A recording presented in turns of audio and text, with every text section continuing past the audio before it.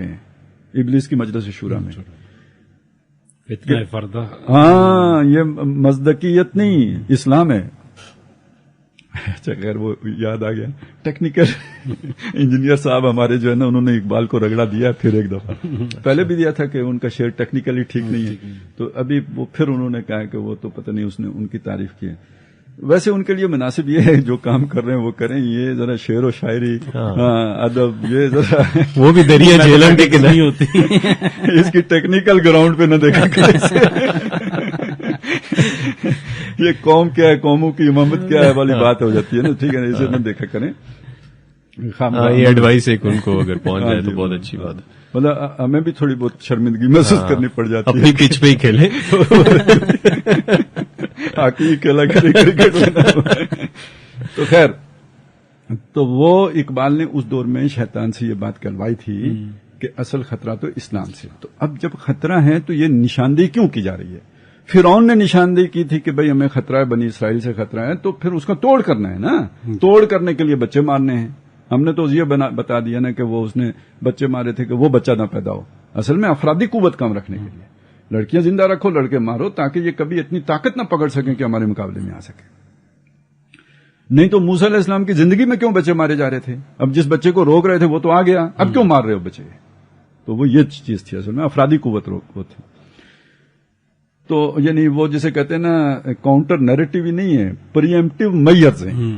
تو یہ 60s پچھلی صدی میں 60s سے شروع ہیں، آنورڈ شروع ہیں.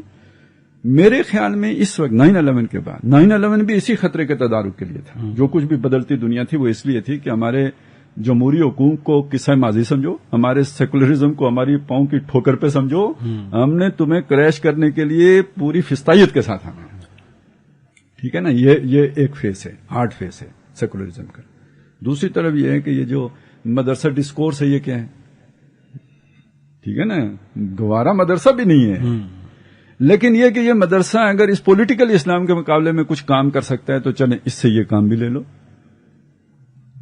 وہ جیسے ہٹلر نے کیا تھا نا کہ جی اب یہودی کو تو ہم نہیں جینے دیں گے، لیکن یہ کہ جس کو مار دیا ہے اس کے بالوں سے اگر قالین بن سکتا ہے تو بنا لو.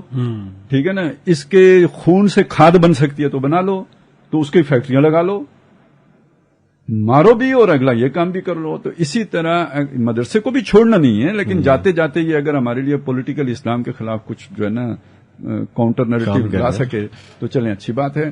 تو مجھے یہ اس چیز کے ساتھ بھی جڑی ہوئی بات لگتی ہے. یعنی یہ اتنا سمپل نہیں ہے جتنا میں نے شروع میں عرض کیا تھا.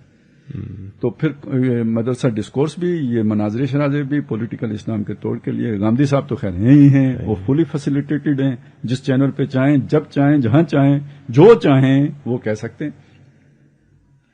تو جس ادارے میں جائیں، مطلب وہ بڑے آڈیٹوریم میں، بڑے کھانے پر، بڑے افسروں کی موجودگی میں کاؤنٹر نیریٹو بیان کریں، ہر جگہ ان کو موقع ملے گا. تو یہ کس نے فیسیلیٹیٹ کیا ان کو؟ تو یہ اصل میں اس پولیٹیکل اسلام. اچھا یہ بھی ہم مغرب کو دوش دیتے ہیں، اس کا آغاز بھی تو ہم نے ہی کیا تھا نا. یہ عرب ملوک تھے، مسلمان ملوک، کہ جنہیں اس اسلام سے خطرہ تھا، تو مذہب اسلام کو انہوں نے بنایا نا سب سے پہلے. صوفیزم جو اسٹارٹ ہوا، صوفیزم بھی تو اصل میں اسی کا نتیجہ تھا. تو یہ بیسیکلی یہ جمود کے پیامبر ہیں، یہ تحریک کے مخالف اور جمود کے حامی. لیکن یہ چونکہ یہ دور تحریک کا دور ہے، لہذا جمود نے بھی تحریک کی صورت اختیار کر رکھی ہے. نہیں بلکہ خالد صاحب اس میں ایک بڑی وہ جو یعنی دعوت جمود کی ہے لیکن تحریک کے ذریعے. دارالعلوم کے جو معتمد ہیں ان کی آپ نے وضاحت پڑھی ہے کہ انہوں نے کہا کہ جی جو ہے اب تو دارالعلوم دیوبند کے بچے بھی مودودی سے متاثر ہو رہے ہیں. خطرہ دیکھیں نا، یعنی جو خطرہ مغرب کو ہے وہ خطرہ ادھر بھی آ گیا.